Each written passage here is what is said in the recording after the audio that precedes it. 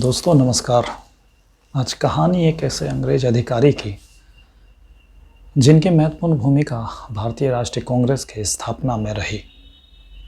भारतीय राष्ट्रीय कांग्रेस को उन्होंने एक ऐसा मंच बनाने का प्रयास किया या मंच बनाकर प्रदान किया जो स्वतंत्रता की लड़ाई में काफ़ी महत्वपूर्ण भूमिका निभाई। तो आज हम चर्चा करेंगे एक अंग्रेज पदाधिकारी एलन एक्टो ह्यूम की। ए.ओ. ह्यूम, जिसे भारतीय इतिहास में, आधुनिक भारतीय इतिहास में ए.ओ. ह्यूम के नाम से जाना जाता है, एक ब्रिटिश राजनीतिक सुधारक, पक्षी विज्ञानी, सिविल सेवक और वनस्पति शास्त्री थे जिन्होंने ब्रिटिश भारत में काम किया। भारत में ब्रिटिश नीतियों पर सवाल उठाने में साहसी और मुखर थे। ए.ओ. ह्यूम यह इटावा के कलेक्टर के पद से अपनी सेवा प्रदान की थी। इटावा में कहा जाता है कि इटावा में इन्होंने शांति स्थापना करने में महत्वपूर्ण भूमिका निभाई थी। कांग्रेस की स्थापना का श्रेय इस अवकाश प्राप्त आईसीएस अधिकारी ए.ओ. ह्यूम को ही दिया जाता है, जिनकी सेवानिवृत्ति 1882 ईस्वी में हुई थी। इन्हें कांग्रेस का पिता भी कहा जाता है, अर्थात फादर ऑफ कांग्रेस भी कहा गया है। ह्यूम एक उदारवादी अंग्रेज थे और भारत के साथ उनकी विशेष सहानुभूति थी। साथ ही वे एक अनुभवी और दूरदर्शी व्यक्ति थे। अपनी दूरदर्शिता के कारण वे अच्छी तरह जान गए कि भारत में ब्रिटिश शासन के विरुद्ध घोर असंतोष व्याप्त है और एक भयंकर विस्फोट की संभावना है। वे इस क्रांतिकारी भावना को वैचारिक प्रवाह बनाना चाहते थे, या जो क्रांतिकारी जो विचार थी, जो उद्गार थी, उसको एक वैचारिक प्रवाह में बदलना चाहते थे। और इसके लिए वे एक अखिल भारतीय संगठन की स्थापना करना भी चाहते थे। इस संगठन बनाने के उद्देश्य की पूर्ति के लिए उन्होंने 1883 में कलकत्ता विश्वविद्यालय के स्नातकों के नाम एक खुला पत्र लिखा जो अत्यंत हृदयस्पर्शी था। उन्होंने देश के शिक्षित नवयुवकों से मातृभूमि की उन्नति के लिए प्रयत्न करने की अपील की, ताकि भारतीय राष्ट्र को बौद्धिक, सामाजिक और राजनीतिक पुनर्जागरण हो सके और उसके लिए एक अनुशासित सेना तैयार हो सके। इनका एक सोच थी कि जो एक ऐसी वो चाहते थे कि भारतीय राष्ट्र के बौद्धिक, सामाजिक और राजनीतिक पुनर्जागरण की लिप्सा उनमें थी और अनुशासित सेना तैयार हो सके। जो ये एक संगठन जो तैयार करना चाहते थे अखिल भारतीय स्तर पर, जो इसके लिए वो ऐसे ही सोच रखे थे। उन्होंने कहा कि यदि 50% नवयुवक ही स्वार्थ त्याग कर देश की स्वतंत्रता के लिए संगठित होकर प्रयत्न करें तो आगे कार्य अत्यंत सरल हो सकता है। 50% नवयुवकों के ही वो मांग कर रहे थे।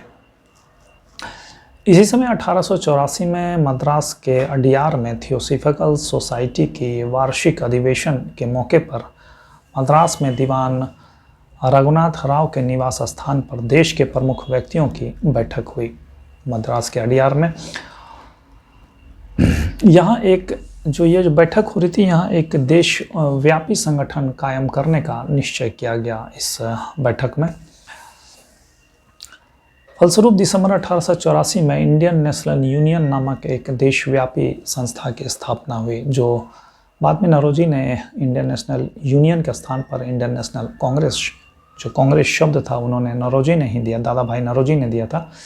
तो पूर्ण नाम इसका इंडियन नेशनल यूनियन था, जो 1884 में इस स्थापना हुई। ह्यूम को परामर्श दिया गया कि वे राजनीतिक विषयों पर वाद विवाद कराएं और लॉर्ड डफरिन ने ह्यूम को परामर्श दिया कि वे इस संगठन को राजनीतिक स्वरूप दें। उस समय के जो वायसराय थे लॉर्ड डफरिन, उन्होंने ह्यूम को यह परामर्श दिया कि इस संस्था को एक राजनीतिक स्वरूप दें। ह्यूम के मस्तिष्क में सबसे पहले यह विचार आया था कि भारत के प्रमुख राजनीतिज्ञ जो हैं वो साल में एक बार एकत्रित तो होकर सामाजिक विषयों पर चर्चा करें। ये सबसे पहले ह्यूम के ही दिमाग में ये बात आई थी।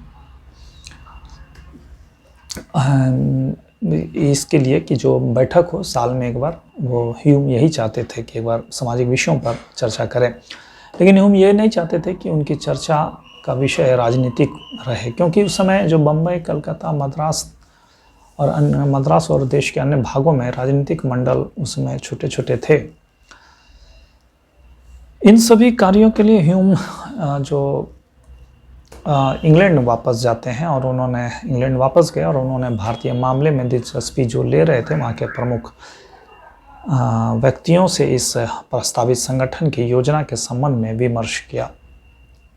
भारत लौटने से पूर्व उन्होंने इंडियन पार्लियामेंट्री कमेटी का संगठन किया, जिसका उद्देश्य पार्लियामेंट के सदस्यों से यह प्रतिज्ञा करवाना था कि वे भारत के मामलों में दिलचस्पी लेंगे।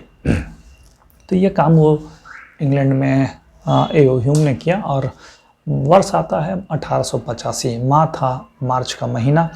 ह्यूम इंग्लैंड से भारत आते हैं और यहाँ अब आगामी जो बड़े दिन की जो छुट्टी होती थी, जो बड़े दिनों की छुट्टी होती है ठंड में, दिसंबर का माह में, उस छुट्टियों में देश के सभी भागों के प्रतिनिधियों की एक सभा को पूना में बुलाने का विचार किया और ये बताए कि आप एक बार जुटिए वहाँ पर पूना में आइए। और इसके लिए उन्होंने एक परिपत्र भी जारी किया, जिसका मुख्य अंश था कि 25 से 31 दिसंबर 1885 ईस्वी तक पूना में इंडियन नेशनल यूनियन पर एक सभा होगी। इसमें बंगाल, बम्बई, मद्रास प्रांतों के अंग्रेजी जानने वाले प्रमुख प्रतिनिधि शामिल होंगे। जिस परिपत्र ये जो जारी किया गया उसमें ये बातें कही गई थी। इस सभा का उद्देश्य था कि राष्ट्र की प्रगति के कार्य में की जाने वाली जो राष्ट्र की प्रगति में के कार्य में जी जान से लगे लोगों को एक दूसरे से परिचय करवाना था। साथ ही हर वर्ष जैसे इस वर्ष के लिए कौन कौन से कार्य किए जाएंगे उनकी चर्चा करना और उस पर निर्णय लेना था। तो एक तरह से ये एकजुट करने का प्रयास किया गया कि जो विभिन्न प्रांतों के जो बौद्धिक वर्ग थे, जो राजनीतिक जो बौद्धिक विचार रखते थे, उनको एक तरह से एक दूसरे से परिचय कराना था। वहाँ से लाके विभिन्न देश के विभिन्न प्रांतों में जो लोग थे और प्रतिवर्ष जो कार्य करने का टारगेट था उसको कैसे करना है इस पर भी एक निर्णय लेना था और कौन कौन कार्य करना है। इस प्रकार ह्यूम का जो उद्देश्य था इस संस्था को देशीय संसद के रूप में विकसित करना था, ताकि यह संस्था उन सब आरोपों का मुंह तोड़ उत्तर दे जिनके आधार पर भारत की जनतांत्रिक प्रणाली को अयोग्य करार दिया जाता था। तो एक तरह से ये उन्होंने एक प्लेटफॉर्म तैयार किया इस पर और इससे जवाब दिया जा सके।